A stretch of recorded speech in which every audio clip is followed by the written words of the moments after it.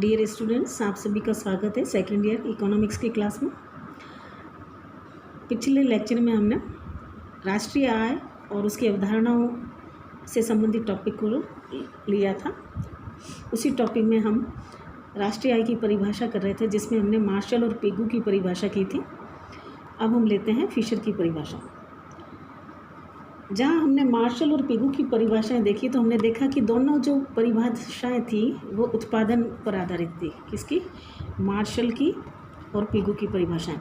लेकिन जो फिशर की परिभाषा है वह उत्पादन पर आधारित न होकर उपभोग पर आधारित परिभाषा है।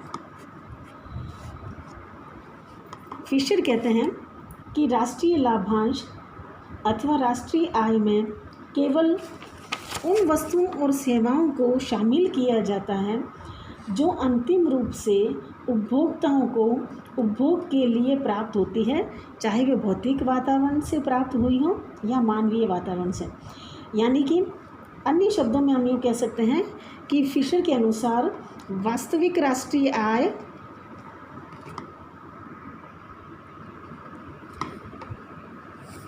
वार्षिक उत्पादन का वह भाग है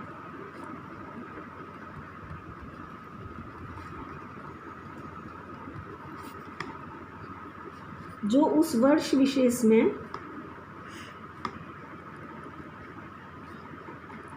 उपभोग किया जाता है।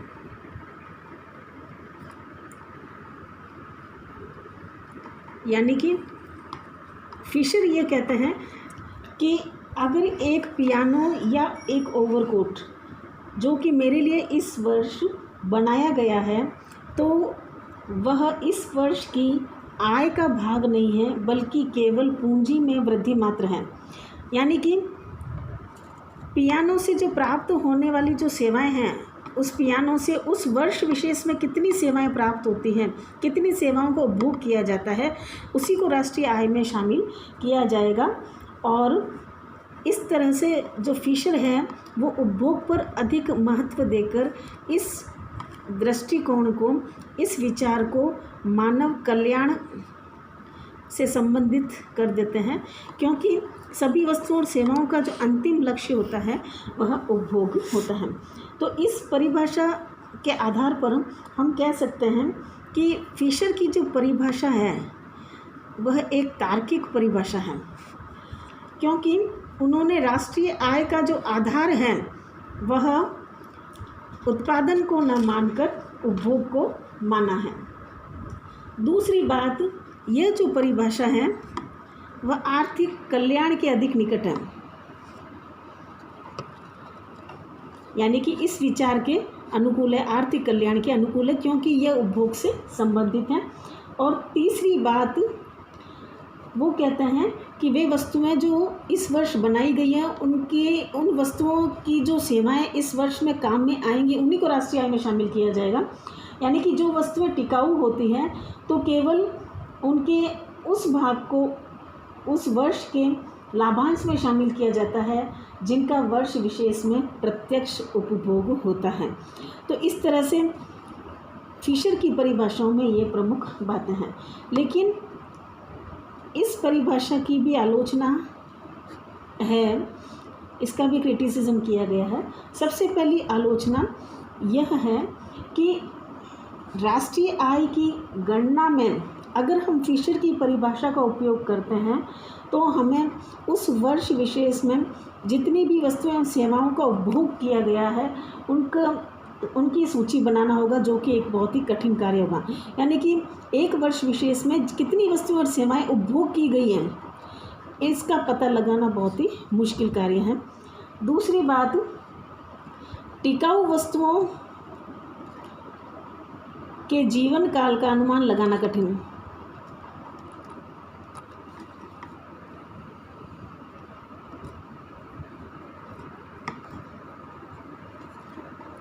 टिकाऊ वस्तुओं के सही जीवन काल का सही अनुमान लगाना कठिन।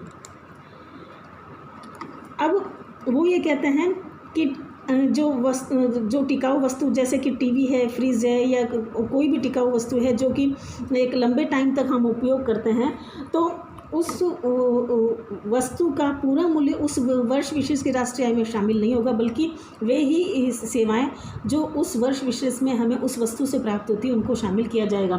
तो ऐसी स्थिति में अगर हम ये मान लेते हैं कि अगर सपोज़ एक टीवी है जो कि अगर हम 10,000 में ख़रीदते हैं, तो फिशर के अनुसार ये 10,000 रुपये उस वर्ष विशेष की राष्ट्रीय आय में शामिल नहीं होंगे, बल्कि सपोज इसका जीवन काल हम लगा लेते हैं 10 वर्ष है, तो इसका मतलब हुआ कि एक साल में 1,000 रुपये की जो है मूल्य की सेवाएं हम यूज़ में कर लेंगे, तो 1,000 रुपये राष्ट्रीय आय में शामिल हो जाएंगे।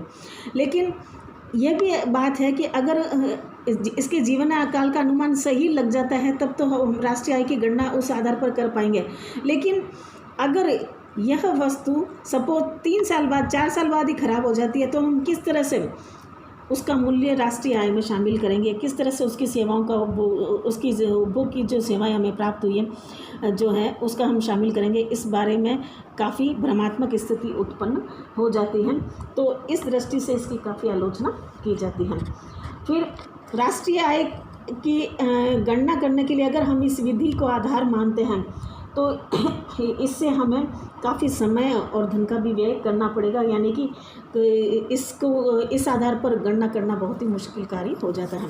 तो इस तरह से हम देखते हैं कि जो है फिशर की परिभाषा में काफ़ी जो है मुश्किलात आती है। इसके अलावा हम इसमें एक चीज़ ये भी शामिल कर सकते हैं कि अगर टिकाऊ वस्तु का हस्तांतरण हो जाता है, यानी कि एक टिकाऊ वस्तु दूसरी एक व्यक्ति ने खरीदी सपोज टीवी और वो 3 साल उपभोग करने के बाद उसको दूसरे के बेच देता है, तो किस तरह से उसकी सेवाओं का मूल्यांकन किया जाएगा, यह भी एक बहुत ही मुश्किल कार्य है।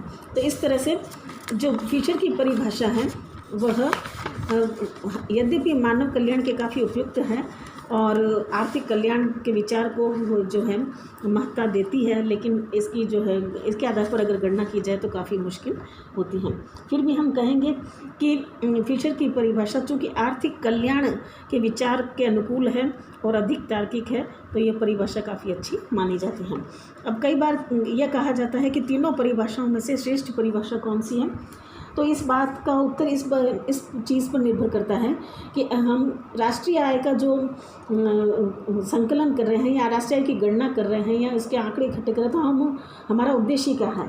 अगर हमारा उद्देश्य विभिन्न वर्षों से संबंधित देश के आर्थिक कल्याण की तुलना करना है, अगर हमें आर्थिक कल्याण की बात देखनी है, तो ऐसी स्थिति में हमें निस्संदेह फिशर की परिभाषा का उपयोग करना चाहिए।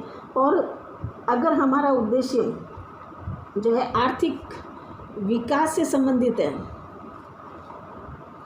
तो ऐसी स्थिति में हमें मार्शल और पीगू की परिभाषा को महत्ता देनी चाहिए। तो इस तरह से ये तीनों परिभाषा यहाँ ख़त्म होती हैं। अब दूसरा जो पॉइंट हमने लिया है, ये तो थी प्रारंभिक परिभाषा, दूसरे जो पॉइंट है वह है आधुनिक परिभाषाएं।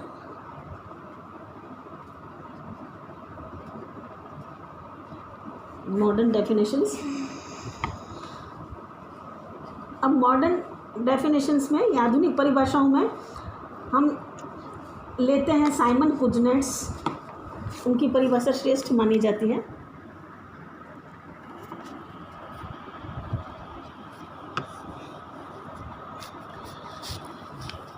साइमन कुजनेट्स को अर्थशास्त्र में तृतीय नोबेल पुरस्कार प्राप्त हुआ था।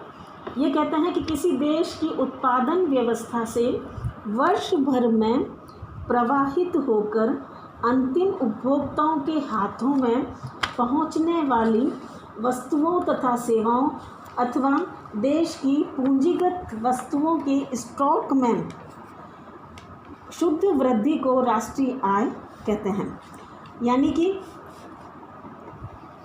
साइमन कुजनेट्स ने जो परिभाषा दी है वह एक तरह से फिशर की परिभाषा से मेल खाती है, क्योंकि इसमें अंतिम उपभोक्ताओं के हाथों में वस्तुओं के पहुंचने की बात आई है, यानी कि यह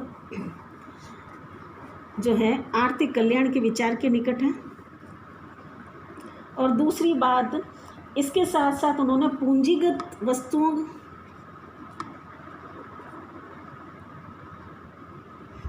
में वृद्धि को भी शामिल किया है। अतः कुजनेट्स की जो परिभाषा है वह फिशर की परिभाषा की तुलना में अधिक व्यापक है, क्योंकि यह पूंजीगत वस्तुओं में वृद्धि के विचार को भी शामिल करती हैं। इसी तरह से भारत की राष्ट्रीय आय समिति,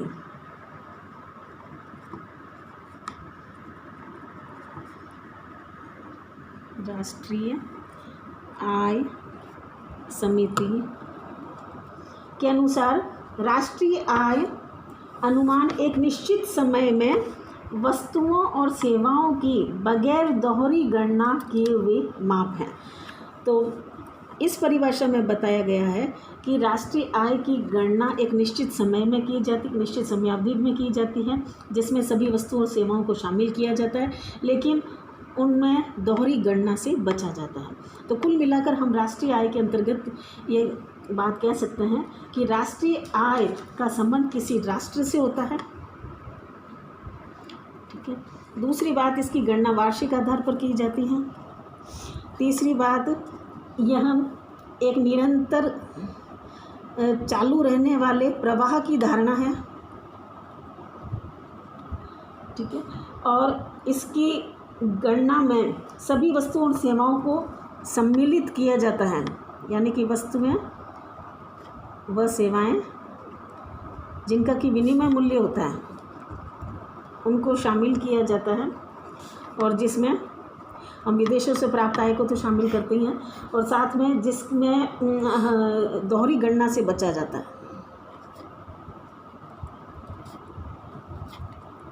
यानी कि एक वस्तु का मूल्य एक बार ही आना चाहिए, 2 बार नहीं आना चाहिए। ये सब बातें जो हैं हम देखते हैं कि राष्ट्रीय आय की परिभाषा में होती है। तो इतना ही रखती हूँ मैं। Thank you.